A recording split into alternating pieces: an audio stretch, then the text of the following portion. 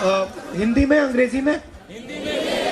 अच्छा, सबसे पहले जो हमारे स्टेज पे वरिष्ठ नेता बैठे हैं उनका मैं स्वागत करता हूं और आप सबका भी यहां आज स्वागत करता हूं। मैं आपसे बातचीत करने आया हूं, जो आपके दिल में है वो भी सुनने आया हूं और थोड़ा सा मैं आपको जो मेरे दिल में है वो बताना चाहता हूं।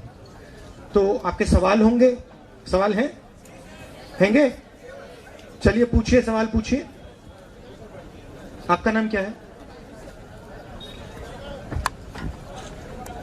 Who is? Hello sir. हाँ सर यह है सर। हाँ बताओ। Sir my name is Shri Jitul Ghosh, I am from Dhemaji college. Sir मुझे ये पूछना है कि आप सोचते हैं क्या student involvement in politics is essential to protect the democratic value in our country?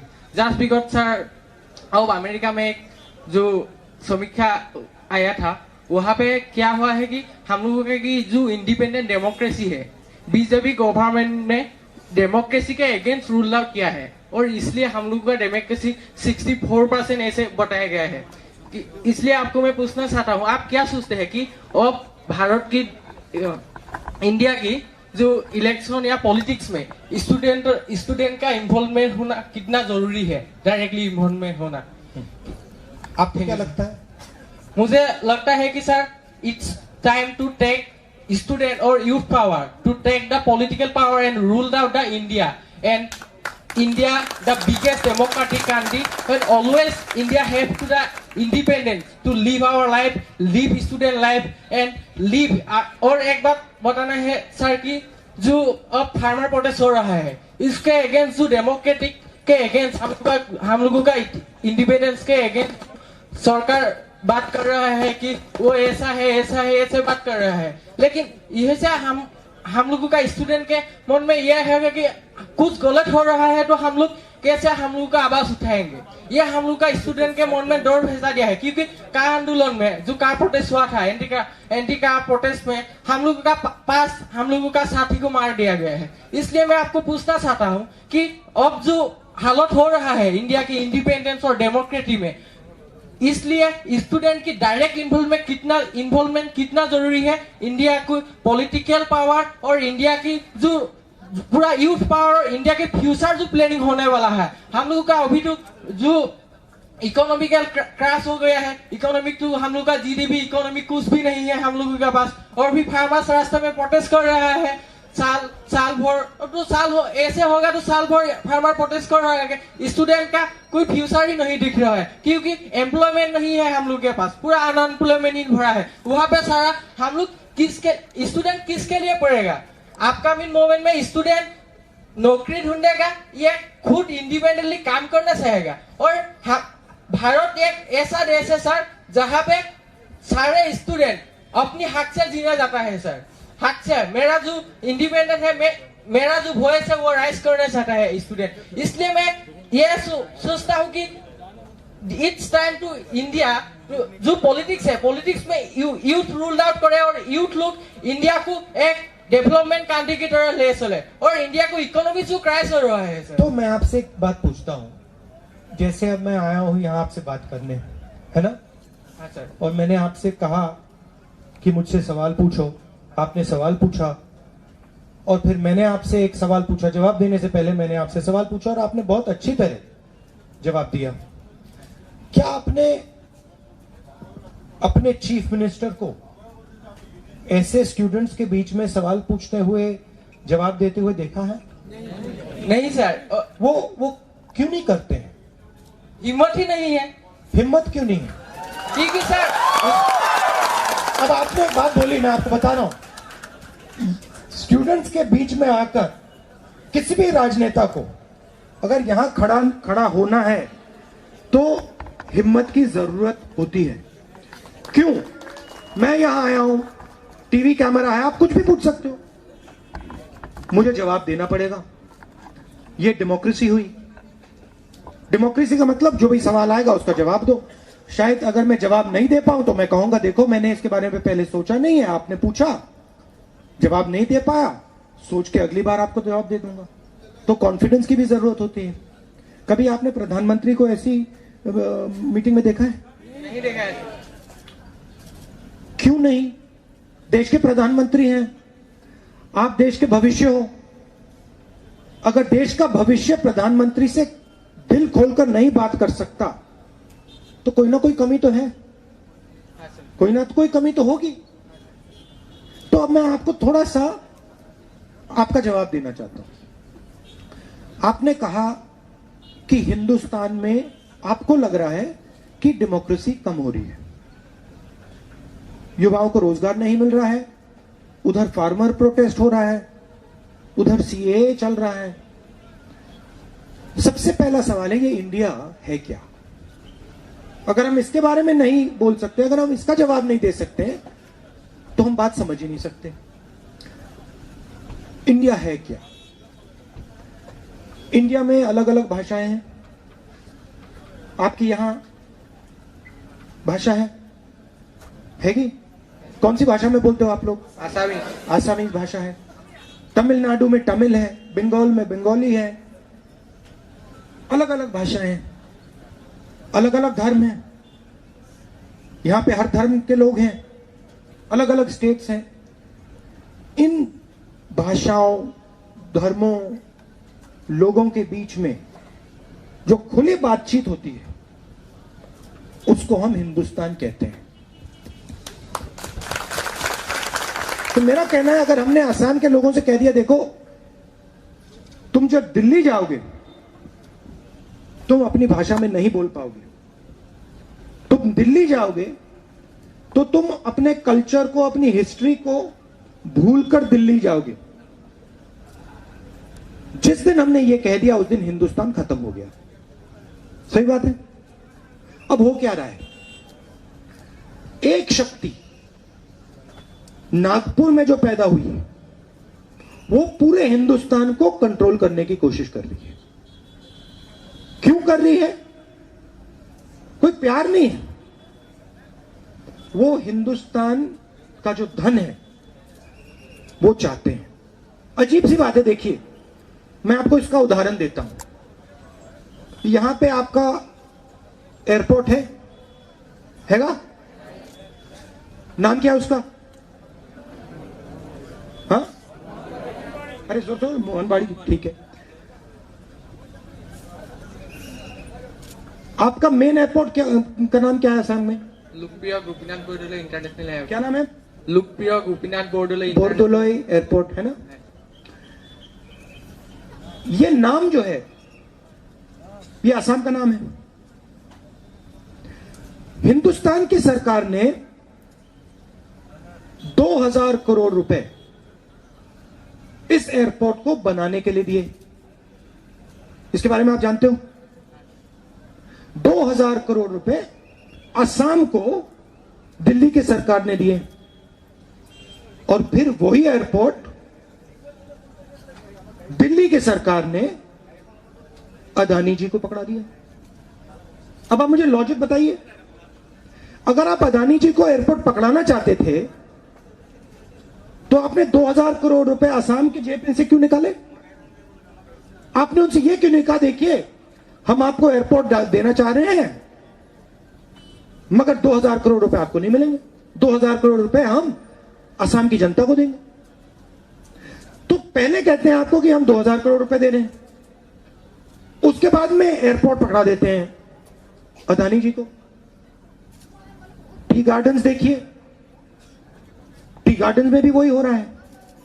जो एयरपोर्ट में हो रहा है वो टी गार्डन्स में हो रहा है। जब हमारी सरकार थी हमने नॉर्थ ईस्ट को, असम को प्रोटेक्शन दिया था, स्पेशल पैकेज हजारों करोड़ रुपए का और इन्वेस्टमेंट पॉलिसी, जिसमें कोई भी अगर असम में, बाकी नॉर्थ ईस्ट में इन्वेस्टमेंट करना चाहता था उसको हम सब्सिडीज देते थे। उसको कैंसिल कर दी। अब आप मुझे बताइए, तमिलनाडु के पास समुद्र हैगा? है। तमिलनाडु अगर अपना माल अमेरिका भेजना चाहता है तो एकदम भेज सकता है। आप क्या कर सकते हो?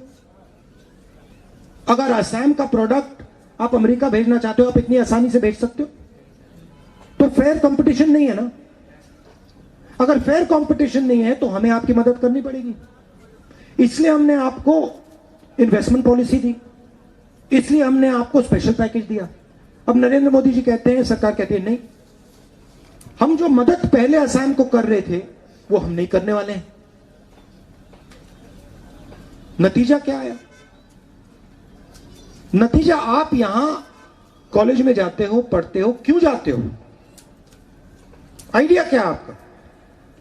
एक ही आइडिया है, आप रोजगार चाहते हो, सही। अब अगर आपने असम में आप लोगों को कॉलेज भेज दिया और फिर कॉलेज के बाद आपसे कहा देखो भैया आप कॉलेज चले गए, आपने पढ़ाई की, 15-20 साल आपने पढ़ाई की, अब हम आपको रोजगार नहीं देंगे, क्या होगा? डिप्रेशन होगा। डिप्रेशन होगा। लोग जो सपना देखना चाहते हैं, सपना पूरा करना चाहते हैं, उसको नहीं कर पाएंगे। वो हो रहा है असम में। आपको बांटा जा रहा है, एक धर्म को दूसरे धर्म से लड़ाकर, एक व्यक्ति को दूसरे व्यक्ति से लड़ाकर, और फिर जो आपका है, चाहे वो एयरपोर्ट हो, टी गार्डन हो, जो भी, वो सीधा बेचकर अपने मित्रों को दिया जा रहा है। ये इसकी रियलिटी है। डेमोक्रेसी का मतलब जो असम की आवाज है उसका असम पर कंट्रोल हो, जो तमिलनाडु की आवाज है उसका तमिलनाडु पे कंट्रोल हो, और सब मिलकर हिंदुस्तान को कंट्रोल करें। और अगर हम स्टूडेंट्स को डेमोक्रेसी में नहीं इन्वॉल्व करेंगे तो डेमोक्रेसी हो ही नहीं सकती, क्योंकि आप डेमोक्रेसी के भविष्य हो। तो मेरा आइडिया है कि ज्यादा से ज्यादा युवाओं को राजनीति में आना चाहिए, एक्टिवली पार्टिसिपेट करना चाहिए, और जहां भी आपको लगता है कि असम से चोरी की जा रही है, आपको असम के लिए लड़ना चाहिए और लड़ना पड़ेगा, प्यार से, पत्थरों से नहीं, लाठी से नहीं, बंदूक से नहीं, प्यार से। Thank you.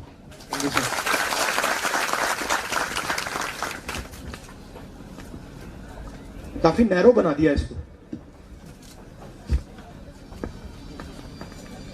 बताइए।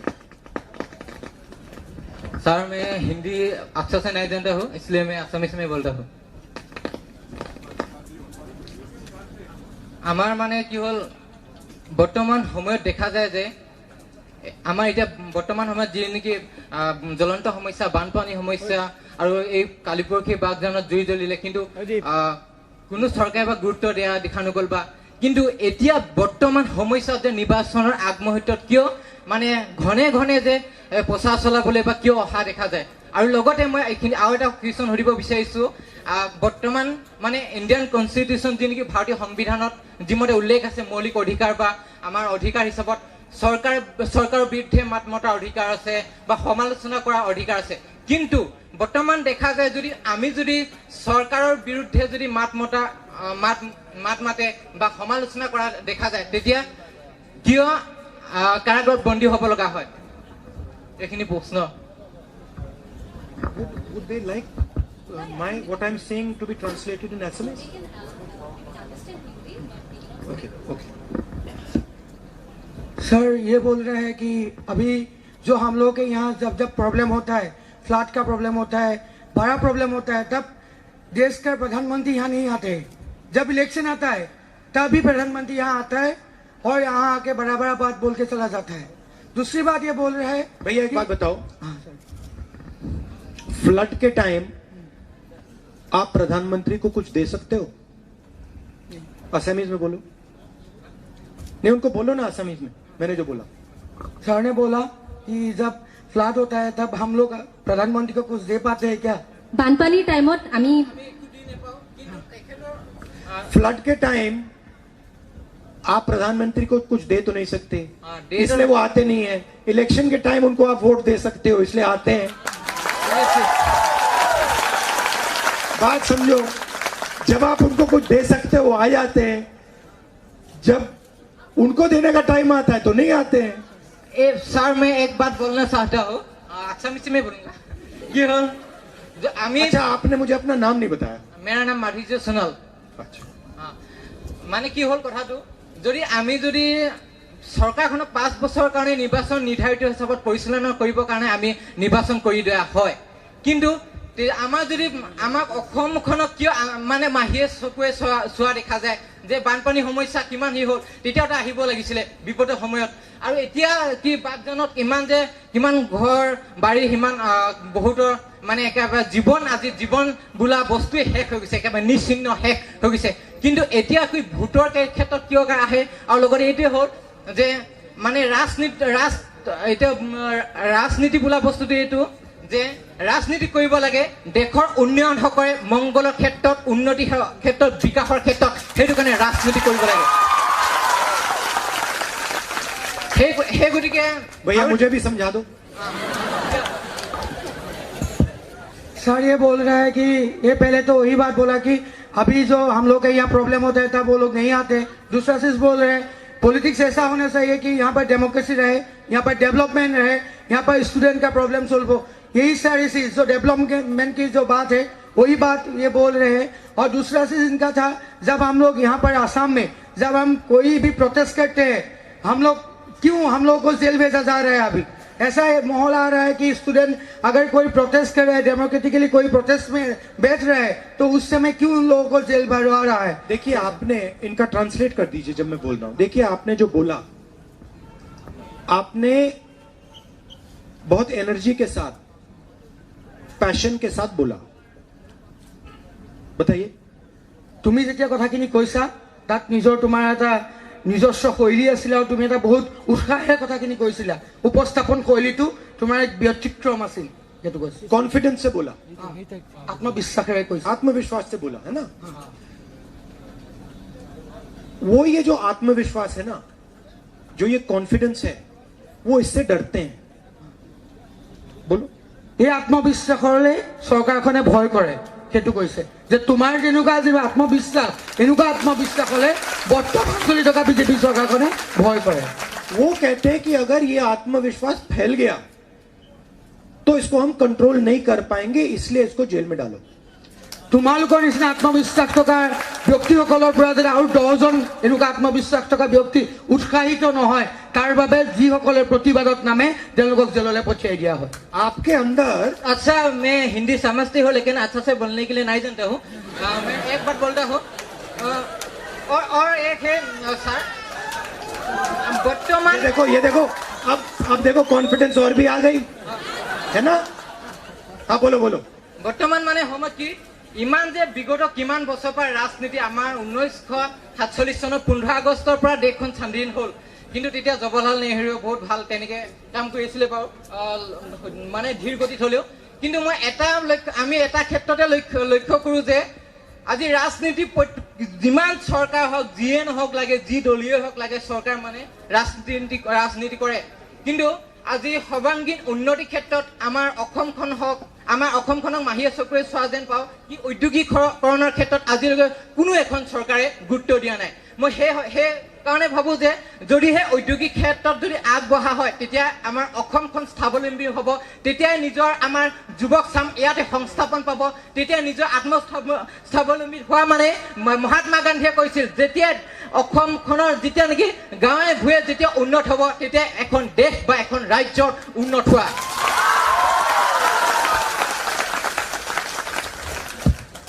सर ये बोल रहे हैं कि इंडिपेंडेंस के बाद बहुत सारे सरकार आए थे, जवाहरलाल नेहरू जी के नेतृत्व में पहले तो अच्छी तरीके से रन हो रहा था, उसके बाद जो भी सरकार यहाँ तक आए हैं, लेकिन इंडस्ट्री के बारे में मतलब ये बोल रहे हैं कि एम्प्लॉयमेंट के लिए कुछ नहीं हो रहा है। तो ये बोल रहे हैं कि महात्मा गांधी जी ने एक बात बोला था, जब गाँव के लोग पढ़ा लिख के वो एस्टेब्लिश होंगे तभी देश बढ़ सकता है, आगे बढ़ेगा। तो ये इसका मोटो है कि अभी जो आने वाले वक्त में कैसे हम लोग के यहाँ पर हम लोग का प्लेसमेंट होगा, कैसे हम लोग का जो अनएम्प्लॉयमेंट है वो रेट घटेगा, क्योंकि अभी बीजेपी के टाइम अभी जो अनएम्प्लॉयमेंट रेट का जो परसेंटेज है वो दिन बाय दिन बढ़ते ही जा रहा है। अच्छा, एक बात इनसे पूछिए,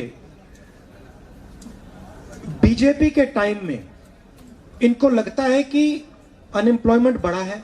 नहीं बढ़ा है। बढ़ा है नहीं अनएम्प्लॉयमेंट মানে নিবনুৱা বৃদ্ধি হৈছে হয় সেইটো হয় यही बोल रहे हैं कि अनएम्प्लॉयमेंट बढ़ रहा है। इनको क्या लगता है बीजेपी के टाइम में अनएम्प्लॉयमेंट जो बढ़ा है क्यों बढ़ा है? তোমাৰ কি লাগে যে বিজেপি টাইমত আনএমপ্লয়মেণ্ট ৰেট ইমান বেছি হ'ল কিয় হৈছে?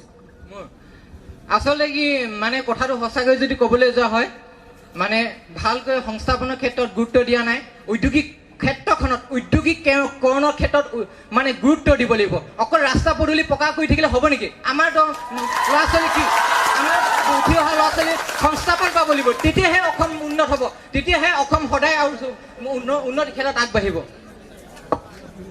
ये बोल रहे हैं कि उन लोगों के विचारधारा में ये बात है ही नहीं कि लोगों को एम्प्लॉयमेंट देना है इंडस्ट्री सेटअप करना है।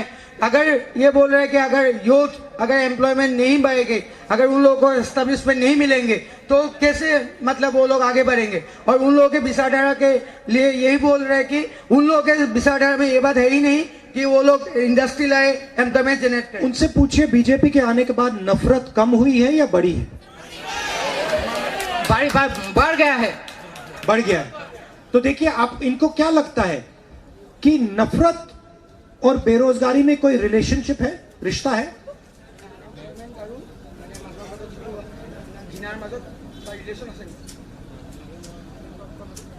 नफरत और बेरोजगारी में कोई रिश्ता है? ঠিকে বাৰু মানে এতিয়া বৰ্তমান সময়ত যে নিবনুৱা ক্ষেত্ৰত বৃদ্ধি হৈছে আৰু ঘৃণিত ভাৱ ইটো জাতি প্ৰথাৰ ক্ষেত্ৰত মানে সংঘাত সৃষ্টি হৈছে ইমানে কথা আৰু এটা হ'ল sorry to interrupt. Now we'd like to give everyone a fair chance. So I will answer the question. There is a नफरत और बेरोजगारी में डायरेक्ट कनेक्शन है। अगर नफरत बढ़ेगा बेरोजगारी बढ़ेगी अगर बेरोजगारी बढ़ेगी नफरत बढ़ेगी अगर नफरत कम होगी बेरोजगारी कम होगी बेरोजगारी कम होगी नफरत कम होगी কৈছে যে ঘৃণা আৰু আনএমপ্লয়মেণ্টৰ মাজত তথা মানে নিবনুৱা সংস্থাপনৰ ক্ষেত্ৰত এটা সম্পৰ্ক আছে যদি ঘৃণা বৃদ্ধি হয় তেতিয়া আনএমপ্লয়মেণ্ট ৰেট বৃদ্ধি হয় যদি ঘৃণা কমে তেতিয়া আনএমপ্লয়মেণ্ট ৰেটও কমিব कांग्रेस नफरत मिटाती है बीजेपी नफरत फैलाती है কংগ্ৰেছে ঘৃণা শেষ কৰে আৰু বিজেপিয়ে ঘৃণা বঢ়ায় অৰ্থাৎ ধৰ্মকেন্দ্ৰিক যি সংঘাত সেয়া বিজেপিৰ দিনত বাঢ়ে मान लो दो लोग लड़ रहे हैं एक दूसरे को मारने की कोशिश कर रहे हैं वो एक दूसरे के साथ बिजनेस कर सकते हैं कभी नहीं कर सकते तो बिजनेस के लिए प्रगति के लिए पहले शांति की जरूरत है भाईचारे की जरूरत है ये कांग्रेस लाती है बीजेपी क्या करती है नफरत फैलाती है और बेरोजगारी लाती है। अच्छा भैया आप दूसरों से भी बात करनी पड़ेगी आपने बहुत अच्छी बात बोली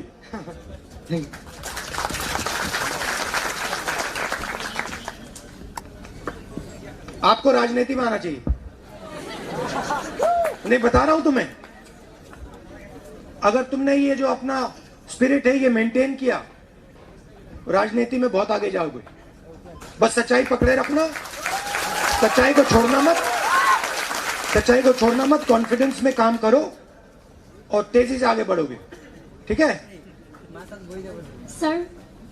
सर इधर मुझे भी हिंदी अच्छे से नहीं आता सर ओके नमस्कार मोर नाम तो आप भी असमीज में बोलो नमस्कार मोर नाम श्रीमती सुकमती मोरा मैं मानकटा सुकमती मोरा मानकटा চাহ বাগিচাৰ পৰা আহিছোঁ মই মানে ভালকৈ ভৱিষ্যত পঢ়ি মেলি ডক্টৰ হ'ব এগৰাকী ডক্টৰ হ'ব বিচাৰোঁ বাট আমাৰ তাৰ মানে যিটো কণ্ডিশ্যন হৈছে ঘৰুৱা আৰ্থিক অৱস্থা অলপ প্ৰব্লেম হৈছে আৰু যিটো আমাৰ মানে গাঁৱত হ'ব লাগে হস্পিটেলৰ ব্যৱস্থা সেইবোৰ মানে একো ভাল হোৱা নাই ডক্টৰ নাই নাৰ্ছ নাই যদি আমি ভালকৈ পঢ়ি মেলি নাৰ্ছৰ ট্ৰেইনিং কৰিব বিচাৰোঁ বা ডক্টৰ মানে কৰিব বিচাৰোঁ তেন্তে তাত গৈ মেলি যদি আমি কিবা এটা শিকিব বিচাৰোঁ কিন্তু বাট আমাৰ তাত কোনো এনেকুৱা ভাল ডক্টৰ নাই বহুত চৰকাৰ আহিছে কৈছে যে তোমালোকৰ গাঁৱত ভাল ডক্টৰ দিম নাৰ্ছ দিম বাট এতিয়ালৈকে একো এনেকুৱা দিয়া নাই আৰু একো হোৱাও নাই কিন্তু আগতেও আৰু আমাৰ যিবোৰ কণ্ডিশ্যন এতিয়া আমাৰ ৰাস্তাৰ কাষতে ঘৰ দুৱাৰ হৈছে বিজেপি কৈছে ভাল ঘৰ দুৱাৰ দিম নামক দিম কিন্তু এতিয়া যিটো আমাৰ কণ্ডিশ্যন দিছে যে ঘৰ দুৱাৰো বহুত সৰু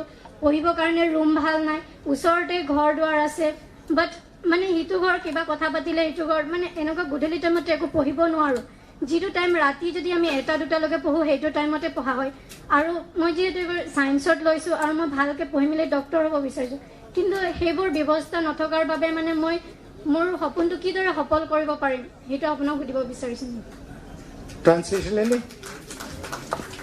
कि डॉक्टर्स असम में कम है। हाँ नहीं ये बोल रहे हैं कि इसका ड्रीम है कि ये आगे वाले वक्त में पढ़ा लिख के वो डॉक्टर बने, लेकिन इन लोगों के वहाँ फाइनेंशियल प्रॉब्लम भी है और इन लोगों के जो गांव रूरल एरिया का जो मतलब जो हेल्थ का जो प्रॉब्लम है वहाँ पे डॉक्टर भी नहीं है। ऐसा माहौल है कि इन लोगों के फाइनेंशियल पोजीशन की वजह से अभी कैसे वो उभर के बीजेपी जब आए थे उन लोगों ने बोला था कि घर देंगे कुछ देंगे, लेकिन अब भी जो घर दे रहा है उसका माहौल ऐसा नहीं है कि वहाँ के मतलब एक रूम में कभी पढ़ रहा है तो साथ का जो मतलब घर का व्यवस्था अच्छा नहीं है। तो ऐसे फाइनेंशियल क्राइसिस में अभी जो फिलहाल जो डॉक्टर का और नर्सिंग का ये बोल रहे हैं कि नर्सिंग या डॉक्टर इन फ्यूचर में वो बनना चाहते हैं, तो इस सिचुएशन से उभर के इस सरकार के वजह से कैसे वो आगे जाके बनेंगे। वो can you give me that 5 the paper with the 5 promises. अच्छा ये डॉक्टर क्यों बनना चाहते हैं? তুমি ডক্টৰ কিয় বনিব বিচাৰিছা? যেহেতু এতিয়া যিবোৰ ডক্টৰ হৈছে কিন্তু আমাৰ যিবোৰ শ্ৰমিকক দেখা গ'লে বহুত মানুহে গৈ মেলি মেডিকেলত যায় বাট কিন্তু যিবোৰ ডক্টৰ হৈছে সেইবোৰ কিন্তু মানে যিবোৰ আমাৰ টি গাৰ্ডেনৰ মানুহে ইমান গুৰুত্ব নিদিয়ে যেহেতু সেইবোৰ কাৰণে মই মানে আমাৰ যিবোৰ মানুহ আছে মই ভালকে মানে ডক্টৰ বনি তাহাঁতক ভালকে চাব পাৰো আৰু ভালদৰে তাহাঁতক যাতে উন্নত শিক্ষা দিব পাৰো। মই যিটো হ'ব বিচাৰিছো সেইটো যাতে বেলেগকো কৈ মেলি মানে যিটো আমাৰ ষ্টুডেণ্টে বহুতো সেইবোৰ কাৰণে মানে কৰিব পৰা নাই পইচা নথকাৰ বাবে কিন্তু বেলেগে ভালকে নপঢ়াৰ তথাপিও পইচা দি মেলি তাহাঁতৰ ডক্টৰ চিট লৈ কিছুমান কিন্তু আমাৰ ষ্টুডেণ্টে যিমান কষ্ট কৰিলেও সেইবোৰ নাপায়। তো সেইটো কাৰণে যিহেতু মই মানে ভালকে পঢ়ি মেলি এইটো ডক্টৰ হ'ব বিচাৰিছো। ये बोल रहे हैं कि टी गार्डन के जो लोग हैं उन लोगों को डॉक्टर लोग अच्छे तरीके से ट्रीट नहीं कर रहे हैं, तो ये दिखाना चाहते हैं, ये इन लोगों के लिए एक आइडियल मतलब सेट करना चाहते हैं कि आने वाले वक्त में टी गार्डन से लोग पढ़ लिख के डॉक्टर बनने के लिए जो वो उन लोगों के लिए मतलब एक मोटिवेशन क्रिएट करना चाहते हैं। और आने वाले वक्त में ऐसा हो रहा है कि ये बोल रहे हैं ये लोग पढ़ लिख के डॉक्टर नहीं बन सकते, लेकिन कोई लोग पैसे दे के अभी डॉक्टर बन रहे हैं।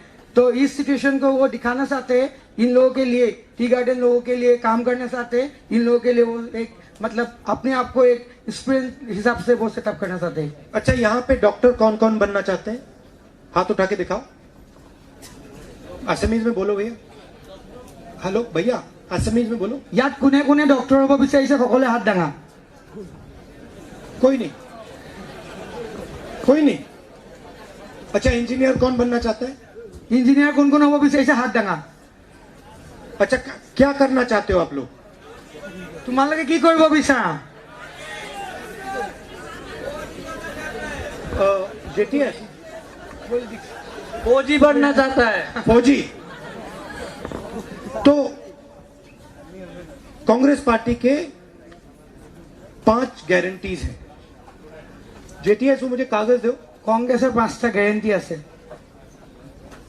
ये 5 गारंटीज हैं, छोटा है ये बट ये 5 गारंटीज हैं। ठीक है मैं पढ़ लेता हूं। Guarantee of 5 lakh government jobs, guarantee of 200 units monthly electricity free, 200 unit बिजली का फ्री, 5 लाख सरकारी रोजगार 5 साल में, 365 रुपए daily veg tea garden workers के लिए और 2000 रुपए हर हाउसवाइफ को, और फिर फाइनल गारंटी सीए। ठीक है अब मैं आपको जॉब्स के बारे में थोड़ा सा बताना चाहता हूं। असम गवर्नमेंट में सबसे पहले बहुत सारी जॉब्स भरी नहीं गई हैं, सरकारी जॉब्स हैं उनको भरना चाहिए, वो वेकेंट है। तो सबसे पहले हम उन जॉब्स को जो वेकेंट हैं उनको भरने का काम करेंगे। ठीक है दूसरा काम हेल्थ केयर और शिक्षा पे हमारी फोकस रहेगी, स्वास्थ्य और शिक्षा पे। तो हमारी कोशिश होगी कि हम बहुत सारे नए jobs doctors, nurses, teachers, headmasters इन लोगों के लिए असम की सरकार में तैयार करें, तो उसमें आपको मौका मिल सकता है। মানে বহুতো তেনেকুৱা চৰকাৰ যেহেতু বিজেপি চৰকাৰ আহিছিলে তেতিয়াও কৈছিলে তোমালোকক বাগান হাজিৰা ইমান দিম, বাট এতিয়ালৈকেতো সেইবোৰ একো দিয়া নাই। আৰু কৈছিলে তোমালোকৰ ইমান ফাণ্ড আহিছে, বাট আমি সেইবোৰ একো পোৱাই নাই। আৰু কৈছে যে তোমালোকৰ নাৰ্ছৰ টেলিং আমুকৰ টেলিং, বাট সেইবোৰ ফৰ্ম ফিল আপো আমি পোৱা নাই। যিহেতু সেইবোৰ আমাৰ বাগানৰ ব্যৱস্থাই একো নহয়, আমাৰ বাগানেতো ছেক্ৰেটাৰী মেম্বাৰ ভাল নাই, একো ভাল নাই। সেইবোৰৰ ব্যৱস্থা কৰিব লাগে, কিন্তু বহুতো মিটিঙত আহি আমাক কয় তোমালোকক আমুক দিম তামুক দিম, কিন্তু আজিলৈকে যে আমি একো এটাই পোৱা নাই। সেইবোৰ কাৰণে ব্যৱস্থা Also, it's a special request. I would like everyone to keep the questions short because everyone is excited to ask questions. So please short questions. Sir बोल रहे हैं कि जब बीजेपी सरकार आए थे तो उन लोगों ने बहुत सारा कमिटमेंट दिया था कि टी गार्डन लोगों को वो देंगे ये देंगे, लेकिन उन लोगों का कोई मतलब पैसा भी नहीं दिया। इन लोगों का भी रोजगार भी ऐसा नहीं है कि ये लोग फाइनेंशियल सपोर्ट इन लोगों के पास है। तो ये बोल रहे हैं कि आने वाले वक्त में हम लोग कैसे इन लोगों को एश्योर करेंगे कि हम लोग आने वाले वक्त में इन लोगों को हेल्प करेंगे। देखिए, असम का जो पैसा है, आपका एयरपोर्ट बन रहा है, वो जो उन्होंने अदानी जी को दिया उसका पैसा असम में आएगा? आएगा? वो जो 2000 करोड़ रुपए डाला और हर रोज जो एयरपोर्ट से पैसा बनेगा वो असम को आएगा? नहीं आएगा। तो हमारा कहना है कि असम का जो पैसा है, असम का जो है, वो असम की जनता के जेब में जाना चाहिए, किसी और के जेब में नहीं जाना चाहिए।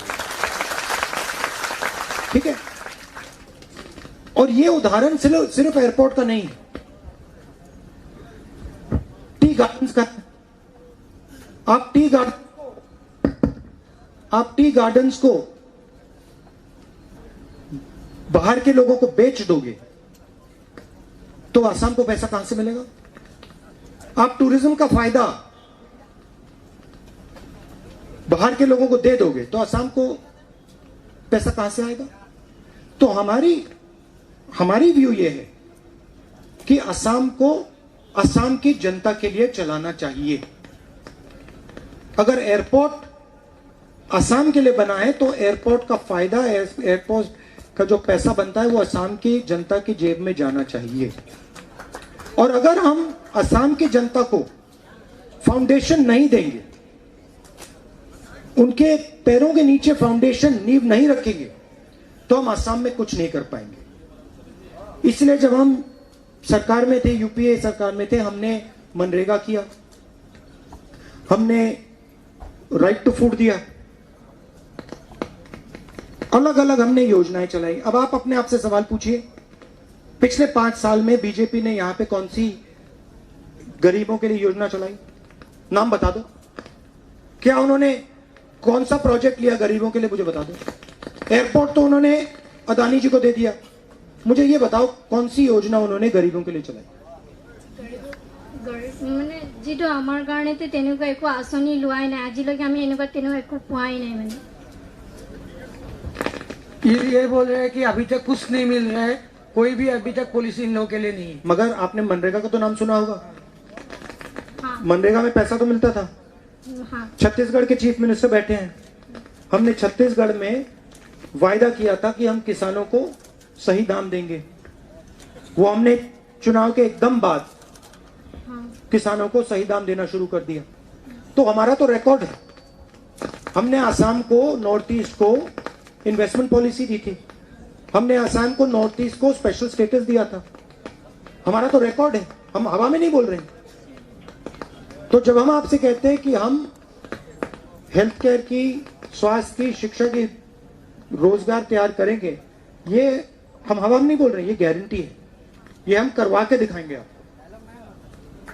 ছাৰে কৈছে যে যিখিনি কথা আজিলৈকে কংগ্ৰেছ চৰকাৰে কৰিছে সেইখিনি কৰিছে, আৰু আগৰ সময়ছোৱাতো কংগ্ৰেছে যিখিনি অসমৰ প্ৰতিশ্ৰুতি দিছিল তেওঁলোকে সেইখিনি প্ৰতিফলন কৰিছিলে। ছত্তীশগড়তো চৰকাৰ বনোৱাৰ আগত যিখিনি প্ৰতিশ্ৰুতি দিছিলে সেইখিনি তেওঁলোকে কাৰ্যত ৰূপায়িত কৰিছিলে। গতিকে এইটো গেৰেণ্টিৰ সৈতে কৈছে যে আহিব লগা সময়ছোৱাত টি গাৰ্ডেনৰ কাৰণে, ৰাইজৰ কাৰণে, ষ্টুডেণ্টৰ কাৰণে কংগ্ৰেছে কাম কৰিব।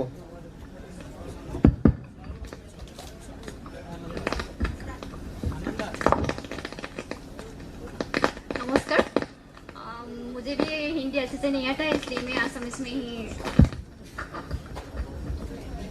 अच्छा सॉरी, एक बात इंटरप्ट करना चाहता हूं। आपने जो कहा कि लोग फौज में जाना चाहते हैं, पुलिस में जाना चाहते हैं, हम सरकार में आएंगे तो पुलिस के भी बटालियन हम तैयार करेंगे आपके लिए।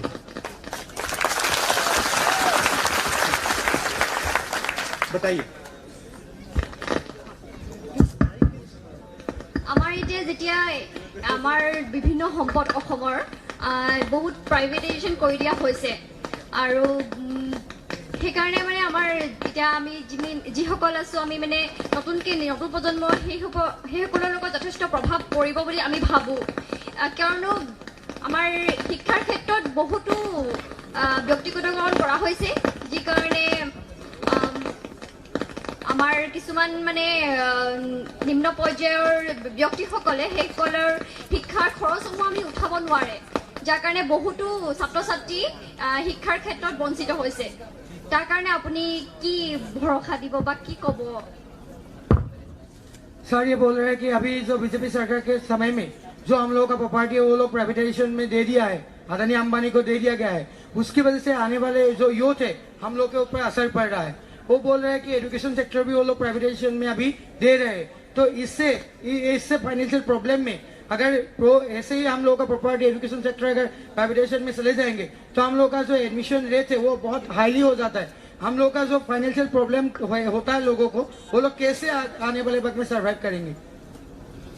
बहुत बहुत बड़ी समस्या है, क्योंकि एजुकेशन जो होता है वो कमर्शियल नहीं होना चाहिए। Education is a fundamental right. Education गरीब से गरीब व्यक्ति को मिलना चाहिए, और एजुकेशन का मतलब खाली कमरा नहीं होता है। High quality education, high quality teachers, वो यूनिवर्सली देना चाहिए। और अगर हम इतना प्राइवेटाइजेशन कर दें तो ये हम कर ही नहीं पाएंगे। इसलिए हम इस प्रकार के प्राइवेटाइजेशन के खिलाफ हैं। आज देखिए, मैंने पार्लियामेंट में हमारे दो की बात की। दो लोग सरकार में और दो लोग सरकार के बाहर मिलकर हिंदुस्तान को चला रहे हैं। एक व्यक्ति को हिंदुस्तान के सब एयरपोर्ट दिए जा रहे हैं। यहां पे असम में उनको एयरपोर्ट दिया जाता है। यूनिवर्सिटीज में, कॉलेजेस में रैंपेंट आप प्राइवेटाइजेशन कर रहे हैं, और सेंट परसेंट जब आप प्राइवेटाइजेशन करेंगे, फीस कौन देगा? फीस स्टूडेंट्स देंगे, स्टूडेंट्स की फैमिलीज देंगी। और जब आपने एक बार प्राइवेटाइज कर दिया, आपके पास ऑप्शन नहीं बचेगा, तो वो फीस बढ़ाते जाएंगे। तो हम ये जो कंप्लीट 100% प्राइवेटाइजेशन हो रहा है, इसके हम बिल्कुल खिलाफ हैं। प्राइवेटाइजेशन किस जगह है, मगर सब चीजों को प्राइवेटाइज नहीं करना चाहिए। जो एजुकेशन जैसी चीजें हैं, हेल्थ केयर, स्वास्थ्य जैसी चीजें हैं, उनमें पब्लिक सेक्टर का रोल है और रहना चाहिए। तो हम लड़ रहे हैं बीजेपी से। वो पेट्रोल कंपनीज को प्राइवेटाइज कर रहे हैं, एयरपोर्ट्स को प्राइवेटाइज कर रहे हैं, सब कुछ प्राइवेटाइज कर रहे हैं, अपने मित्रों को हिंदुस्तान का धन दे रहे हैं। हम लड़ रहे हैं, लोकसभा में लड़ रहे हैं, राज्यसभा में लड़ रहे हैं, और असम में हमारी सरकार आएगी तो हम जरूर लड़ेंगे।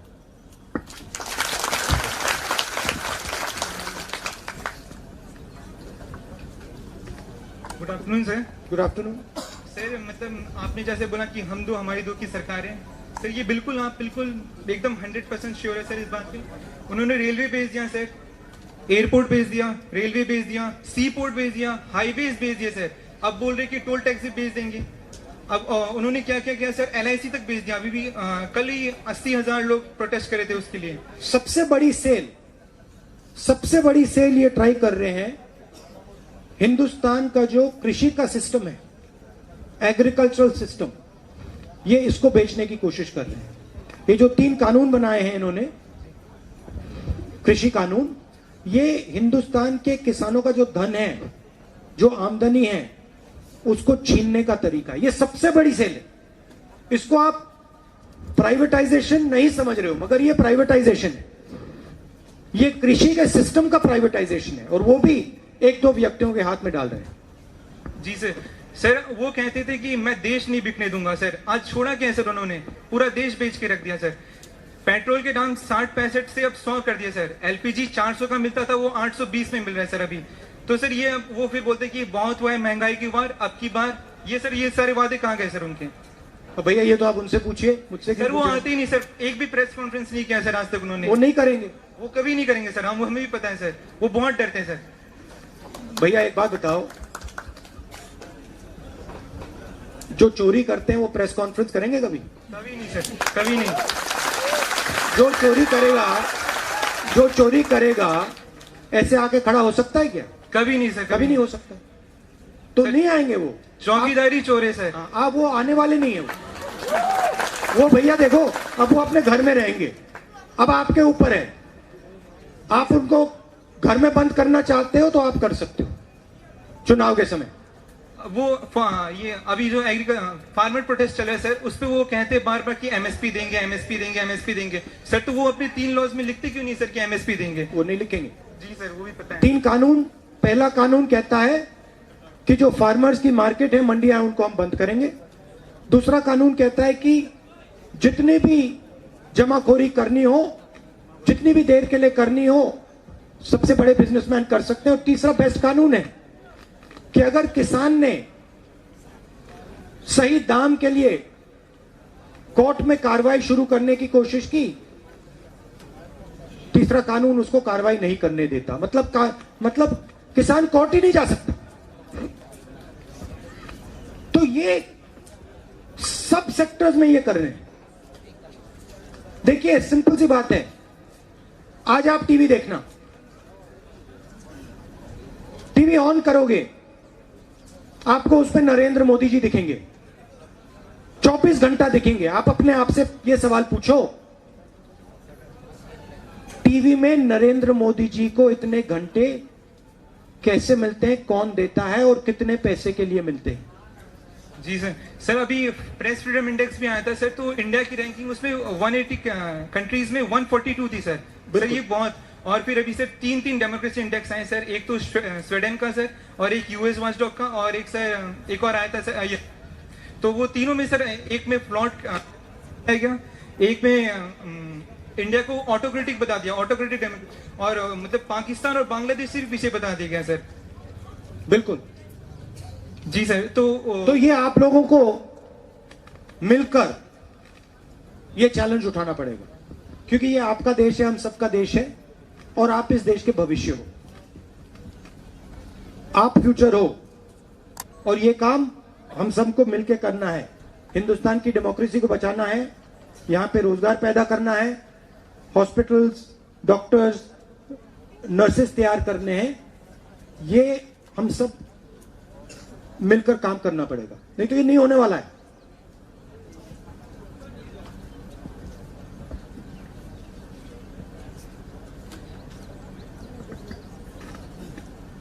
Sir, myself Biswajit Gogoi.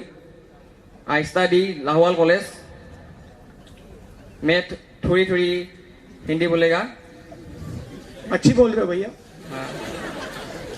Sir मेरा एक बात है, आपका जो सरकार आएगा, कांग्रेस सरकार, तो पहले हमारे जो ये एरिया है, आप क्या करेगा?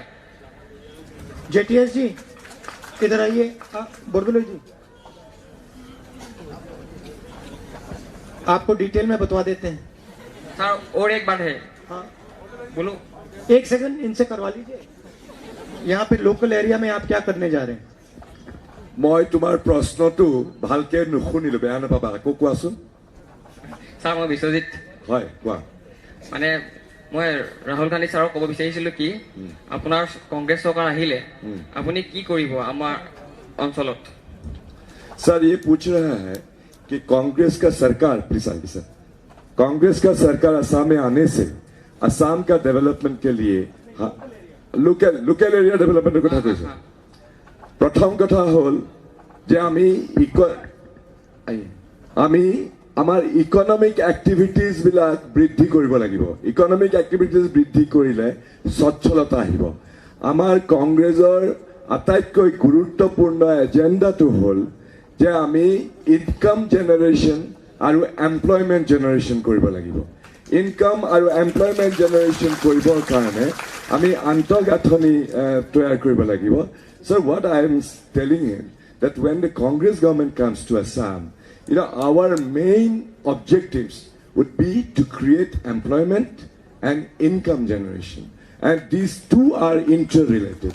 So we have to see that economic activities, the horizon, that's what I'm saying. But these areas are, this area, lot of things that there are a lot of potential. There's a petroleum industry, tea industry, plywood industry, but all these industries are dying. So we have to create a conducive atmosphere. But specifically for Lahual, I think Manoj, you can say. Manoj, you say. মই আপোনাৰ প্ৰশ্নৰ উত্তৰটো দিব বিচাৰিছোঁ। ৰাহুল গান্ধী ডাঙৰীয়াই মোক কৈছে উত্তৰটো দিবৰ কাৰণে।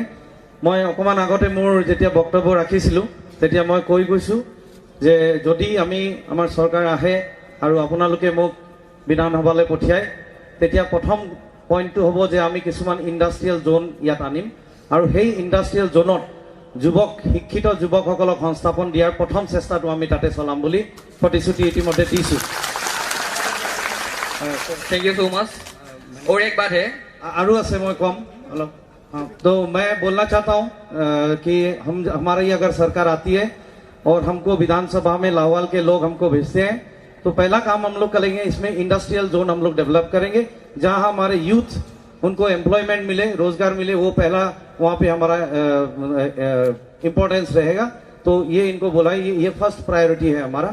और दूसरा प्रायोरिटी हो गया कि यहाँ पे रौमोरिया अंचल बोल के जो है अपनी हिंदी बुझी पाबो न मैं हिंदी कौन जाते सारे बुझी पाए। रौमोरिया बोल के जो एक जगह है जहाँ पे वो सॉइल इरोशन रिवर इरोशन होता है यानी it is a very largely affected area. तो उसके लिए हमारे सरकार जब पहले थी वहाँ पे जियो बैग का प्रोजेक्ट चला था in order to stop river erosion.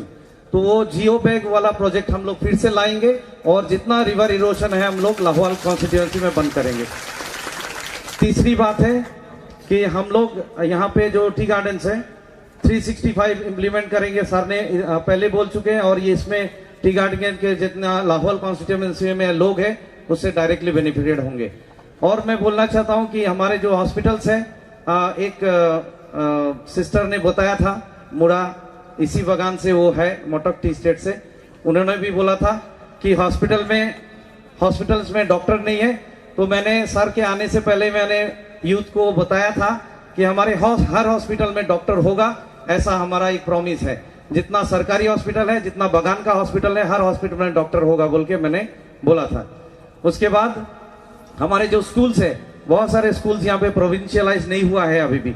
तो हम लोग school LP, ME, high school को प्रोविंशियलाइज करेंगे और सरकारी जो टीचर्स है उन प्रोविंशियलाइज स्कूल में हम लोग देंगे, ऐसा हमारा बोलना है। और सबसे बड़ी बात है पूरे लाहौल कॉन्स्टिट्यूएंसी में रास्ते का हालत बहुत खराब है सर। तो हम लोग पूरी तरह से जोर लगाएंगे, स्पेशल पैकेज लेके आएंगे कि रास्ता जो है लाहौल कॉन्स्टिट्यूएंसी का 5 साल में हम लोग पूरी तरह से उसको डेवलप करेंगे बोल के। I'm just adding এদিন ৰৈ যোৱা তোমালোকে আমি কংগ্ৰেছ পাৰ্টীয়ে অসমখনক কেনেকৈ আগুৱাই লৈ যাম বিজ্ঞান মনস্কতাৰে সৈতে প্ৰত্যেককে আধুনিক মনৰ গৰাকী হোৱাকে আমি অসমখনক আগুৱাই লৈ যাম। আৰু এদিন লোৱা তোমালোকে অহা কাইলৈ আমাৰ নেতা শ্ৰী ৰাহুল গান্ধী ডাঙৰীয়াই আমাৰ কংগ্ৰেছ দলৰ মেনিফেষ্টো ৰিলিজ কৰিব য'ত আমি স্পেচিফিকেলি এইবিলাক বিষয় আমি দাঙি ধৰিম যে আমাৰ কাৰ্যসূচী কি।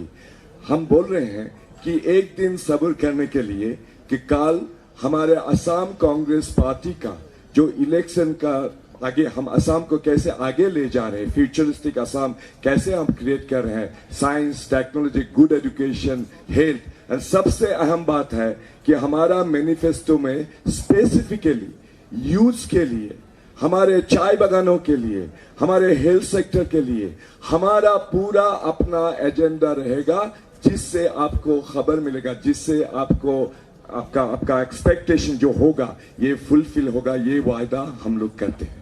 एक दिन सब्र करें। वो एक बात है, बोलो बताइए। सर मैं जो कॉलेज में पढ़ता हूँ लाहौवाल कॉलेज, वो कॉलेज प्राइवेट है। हमारे लाहौवाल एरिया में मैक्सिमम 10,000 स्टूडेंट हैं, जो स्टूडेंट के लिए अभी तक एक गवर्नमेंट कॉलेज नहीं हुआ। और जो स्टूडेंट है सारा का सारा गरीब घर का है, इसीलिए प्राइवेट कॉलेज में पढ़ना के लिए उसके पास पैसे नहीं है। और जो लोग पैसे नहीं है वो तो पढ़ाई नहीं करती, घर में बैठ रही है। कितनी फीस है आपकी? Fees maximum 8,000। नहीं तो आप चाहते हैं कि वहां हम गवर्नमेंट कॉलेज सही है। मैं আপোনাক জনাব খুজিছো যে শ্ৰীংহলা পঞ্চায়তত ইতিমধ্যে কংগ্ৰেছৰ সময়তে চেংচন হৈ যোৱা কলেজ এখন, ডিগ্ৰী কলেজ এখনৰ নিৰ্মাণ চলি আছে। আমি কংগ্ৰেছ গভৰ্ণমেণ্ট অহাৰ লগে লগে এই 2 বছৰৰ ভিতৰতে সেই কলেজৰ কাম আমি আৰম্ভ কৰিম। ছাত্ৰ ছাত্ৰীয়ে তাত পাঠদান কৰিব পাৰিব, তেনে প্ৰতিশ্ৰুতি ইতিমধ্যে আমি বেনাৰ হোৰ্ডিঙত অলৰেডি দিছোঁৱেই। এইটো আপোনাক জনাব খুজিছো। তো सर हम बोलना चाहते हैं कि श्रींगहोला पंचायत जो है लाहौवाल में, उस पंचायत में गवर्नमेंट कॉलेज का सैंक्शन कांग्रेस के टाइम पे हुआ था। 5 साल में हाँ बीजेपी ने उसको कंप्लीट नहीं किया। अभी 1-2 साल के भीतर ही हम लोग उसको कंप्लीट करके चालू करेंगे बोल के।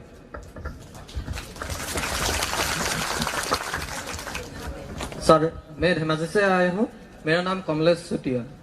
मेरा क्वेश्चन है सर, पॉलिटिक्स में धर्म को इन्वॉल्व करके बीजेपी लोग पॉलिटिक्स का जो स्तर है बहुत खराब कर रहा है, इसलिए स्तर को हम लोग बेहतर करने के लिए हम लोग कांग्रेस लोग ने क्या स्टेप लेना पड़ेगा? देखिए, बीजेपी धर्म को नहीं इस्तेमाल करता है, क्योंकि जो बीजेपी आरएसएस करती है वो किसी भी धर्म में नहीं लिखा है। बीजेपी नफरत का प्रयोग करती है, अलग बात है। बीजेपी हिंदू धर्म में कहीं नहीं लिखा है कि किसी को मारो, किसी को पीटो, किसी का अपमान करो, कहीं भी नहीं लिखा है। तो बीजेपी हिंदू धर्म का प्रयोग नहीं कर रही है, बीजेपी नफरत का प्रयोग कर रही है। कांग्रेस पार्टी क्या करती है, जहां भी बीजेपी नफरत फैलाती है वहां हम जाके भाईचारा फैलाते हैं, वो हमारा काम है। आप याद रखिए, असम में 15-20 साल पहले हिंसा थी, याद है आपको? नफरत थी, लोग मारे जा रहे थे, हत्याएं हो रही थी। कांग्रेस पार्टी ने असम को जोड़ा, शांति लाए, प्रगति लाए। बीजेपी फिर से असम को और हिंदुस्तान को तोड़ने का काम कर रही है। हमारा काम जोड़ने का है, इसमें धर्म का कुछ लेना देना नहीं है। किसी भी धर्म में नफरत फैलाने नहीं लिखा है, बीजेपी नफरत फैलाती है। धन्यवाद। Since we are running short of time, we'll just take one question. Okay.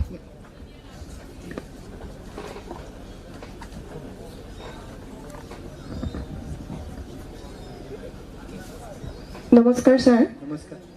মই ৰাজশ্ৰী কোঁৱৰ। হিন্দী ময়ো নাজানো ভালকৈ, অসমীয়াতে কৈছোঁ। কা বাতিল কৰাৰ পদ্ধতিবোৰৰ বিষয়ে ক'ব অলপ, আৰু আপোনালোকে যে আজি এখন ইমান ডাঙৰ সভা পাতিছে, এই সভাখন যদি কংগ্ৰেছ চৰকাৰ হয় তেতিয়াহ'লে 5 বছৰত আৰু কেইবাৰ হ'ব, আৰু কিমানবাৰ আমি 5 বছৰত আপোনালোকৰ লগত কথা পাতিবলৈ পাম? আপোনালোকে কিমানবাৰ প্ৰশ্নবোৰ সুধিবলৈ আহিব? सर बोल रहे हैं पहले तो कैसे कहा को हम लोग मतलब रुकेंगे, इसके बारे में डिटेल में आपको बताना। कहा भी तो मतलब सुप्रीमसी है ये कहा, तो कहा के बारे में बोल रहे हैं जब सरकार आएंगे तो हम कैसे उनको हम इम्प्लीमेंट होने से रुकेंगे। दूसरी बात बोल रहे हैं कि अगर हम लोग का सरकार आएंगे, ये तो बोल रहे आएंगे, तो हम लोग का सरकार आने के बाद हम लोग 5 साल में ऐसे आपको कितनी बार इन लोगों को मिलने का मौका मिलेगा? तो एक बात, आप मुझे बुलाओ, सरकार आने के बाद मुझे बुला लेना, मैं आ जाऊंगा। सरकार बना पिছত माती बोले कैसे आपको आएगा? मेरे ऑफिस में आप बुलाना मुझे, ठीक है? ঠিক আছে। আৰু এটা কথা, नहीं, वो पहला पहला सवाल सीए का। देखिए, अगर असम में हमारी सरकार आई तो असम में हम सीए को रोक देंगे। बाकी देश में जब ही रोक पाएंगे जब हम नेशनल लेवल पे आएंगे, मगर असम में हम सीए को रोक देंगे। असेंबली में रोकवा देंगे। असेंबली में हम पास करा देंगे कि सीए लागू नहीं होगा। আৰু এটা প্ৰশ্ন আছিলে আমাৰ যিহেতু छत्तीसगढ़ में किया है ना हमने, छत्तीसगढ़ में सीए का किया है ना हमने। अच्छा, हाँ, सीए प्रोटेस्ट, हाँ ठीक है। আমাৰ যিহেতু অসমত এতিয়া যিবিলাক চৰকাৰী স্কুল আছে, স্কুলবিলাকৰ অৱস্থা খুবেই বেয়া। বেচৰকাৰী স্কুলৰ অৱস্থাটো যথেষ্ট ভাল হয়, আৰু বেচৰকাৰী স্কুলবোৰে চৰকাৰী স্কুলৰ লগত মিলি তেওঁলোকৰ ষ্টুডেণ্টবোৰ পঢ়াই, যেনেকৈ পাছ কৰা ষ্টুডেণ্টবিলাকক। সেইটো আৰু এতিয়া যিহেতু আমি দেখি আছোঁ দিল্লীত কেজৰিৱাল চৰকাৰে যিটো ব্যৱস্থা কৰিছে যে চৰকাৰী স্কুলৰ বহুত উন্নত হৈছে, তাত বেচৰকাৰী স্কুল নাই বুলিয়ে ক'ব পাৰি। গতিকে অসমত সেই অৱস্থাটো কেতিয়া হ'ব? কেতিয়া মানে বেচৰকাৰী স্কুলৰ তুলনাত চৰকাৰী স্কুলৰ অৱস্থা ভাল হ'ব? কেতিয়া মানে ষ্টুডেণ্টবোৰে চৰকাৰী স্কুলত ভাত নিদিয়াকৈ ঘৰৰ পৰা নিজে স্কুললৈ, চৰকাৰী স্কুললৈ বুলি ওলাই যাব? फिलहाल जो आसाम का जो गवर्नमेंट जो स्कूल है उसका जो मतलब हालत है वो बहुत खराब है। जो इंफ्रास्ट्रक्चर है, जो सब कुछ, मतलब अभी यही बोल रहे हैं कि इनके मुकाबले जो प्राइवेट है, प्राइवेट स्कूल वो बहुत आगे बढ़ चुका है, तो लोग ज़्यादा से ज़्यादा प्रेफर करते हैं प्राइवेट स्कूल में जाना। जो अभी दिल्ली में केजरीवाल सरकार के समय में जो गवर्नमेंट स्कूल को जो मतलब ऐसा एक नया रूप दिया गया है, ऐसा कब होगा आसाम में? और कब हम लोग का आसाम के स्टूडेंट प्राइवेट छोड़ के गवर्नमेंट स्कूल में जाने के लिए वो निकल जाएंगे? जो दिल्ली में जो स्कूल्स पर काम हुआ है उसका फाउंडेशन कांग्रेस पार्टी की सरकार ने, शीला दीक्षित जी ने लगाया था। केजरीवाल सरकार क्या कर रही है? केजरीवाल सरकार उसकी मार्केटिंग कर रही है। যিটো এতিয়া দিল্লীত দেখা পোৱা গৈছে যে বিদ্যালয়ৰ যি নতুনত্ব, সেই নতুনত্বটো शीला दीक्षित ডাঙৰীয়া আনি, যেতিয়া তেওঁ তাৰ মুখ্যমন্ত্ৰী আছিলে তেতিয়াই সেই কনচেপ্টটো তেওঁ আনিছিলে। বৰ্তমান কেজৰিৱাল চৰকাৰে সেইটো মাৰ্কেটিং কৰিছে, এডভাৰটাইজমেণ্ট কৰিছে, কিন্তু সেই কনচেপ্ট যিটো থিমটো, সেইটো থিমটো शीला दीक्षित ডাঙৰীয়াৰ দিনতে আহিছিলে। मगर असम में बहुत सिंपल है, जितना ज्यादा पैसा सरकार हेल्थ केयर में और शिक्षा में डालेगी उतना असम को फायदा होगा। और हम ज्यादा से ज्यादा पैसा पब्लिक स्कूल्स में, हॉस्पिटल्स में डालने जा रहे हैं। बता दो ऐसे नहीं।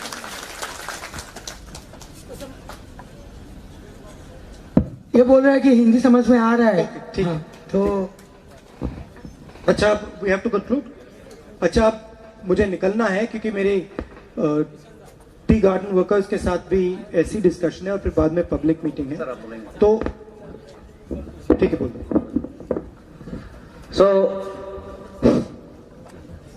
सर, सबसे पहले आपको बहुत बहुत स्वागत। I am from Lakhimpur. My name is Ikramul Islam.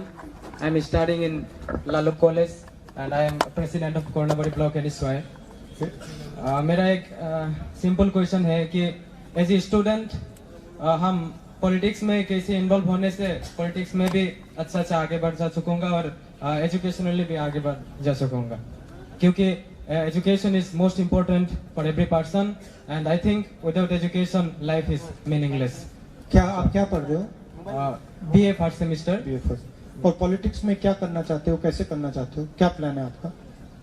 Plan मतलब ऐसा कोई फ्यूचर का कोई प्लान नहीं है। ऐसे एनएसवाई कर रहा हूँ अभी पिछले 5 साल से। अभी कोरनाबाड़ी ब्लॉक एनएसवाई का प्रेसिडेंट हूँ, न्यूली अपॉइंटेड। सो जो स्टूडेंट इंटरेस्ट है ना, जो इन स्टूडेंट्स के दिल में जो आवाज है, आपने आज सुनी, इसकी आप रक्षा कीजिए और इसकी आप अच्छी तरह रक्षा करेंगे तो आप पॉलिटिक्स में आगे बढ़ जाएंगे आसानी से। Thank you sir. हाँ, और हम आपकी पूरी मदद करेंगे। आप एनएसयूआई में हो, ठीक है, तो हम आपकी पूरी मदद करेंगे। Thank you. Thank you. তো ছাত্ৰ ছাত্ৰীসকলক ধন্যবাদ জ্ঞাপন কৰিছোঁ। আমি শেষৰ পিনে আহি আছোঁ। ৰাহুল গান্ধী ডাঙৰীয়াৰ আৰু সভা আছে চাবুৱাত। চবেই আমি ভালকৈ এবাৰ তেখেতক উষ্ম আদৰণি বা ধন্যবাদ আমি জ্ঞাপন কৰিব লাগে। মই ভাবোঁ যে ছাত্ৰ ছাত্ৰীসকলে যদি এবাৰ থিয় হৈ তেখেতক এবাৰ হাত চাপৰি উষ্ম আদৰণি এটা হাত চাপৰি এটা দিয়ে। आप सबका बहुत बहुत धन्यवाद। Thank you. আৰু জিতেন